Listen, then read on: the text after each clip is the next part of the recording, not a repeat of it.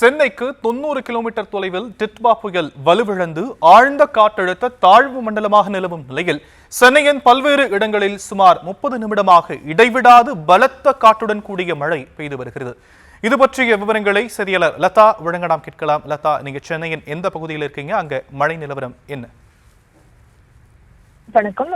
சென்னையில் பல்வேறு இடங்களிலும் பலத்த காற்றோடு மழையானது பெய்து வருகிறது. முக்கியமாக சுமார் அரை மணி நேரத்திற்கு மேலாகவே ஒரு நல்ல மழை தற்போது பெய்து வருகிறது.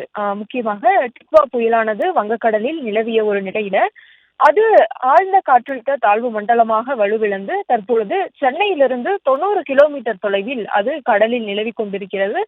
மேலும் வடக்கு நோக்கி நகர்ந்து மேலும் அது வலுவிழக்கும் என்று வானிலை ஆய்வு மையம் தெரிவித்திருக்கிறது.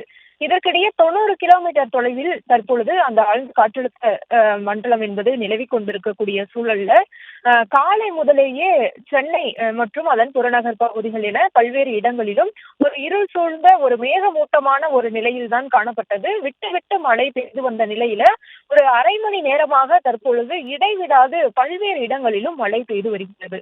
முக்கியமாக சென்னையினுடைய பிரதான இடங்கள் அண்ணா சாலை, நுங்கம்பாக்கம், கே நகர், விருகம்பாக்கம், அதே போல தியாகராய நகர், மீனம்பாக்கம் இப்படியான பல்வேறு இடங்கள் மற்றும் அதன் புறநகர் பகுதிகள் என பல்வேறு இடங்களிலும் இடைவிடாது சுமார் அரை மணி நேரமாகவே மழையானது வெளுத்து வாங்கி வருகிறது. மேலும் 90 கிலோமீட்டர் தொலைவில் தான் இந்த காற்றழுத்த தாழ்வு மண்டலம் நிலவக்கூடிய ஒரு சூழல்ல ஒரு நல்ல பலத்த காற்றும் கூட கடலோர பகுதிகளில் வீசிக்கொண்டிருப்பதையும் பார்க்க முடிகிறது.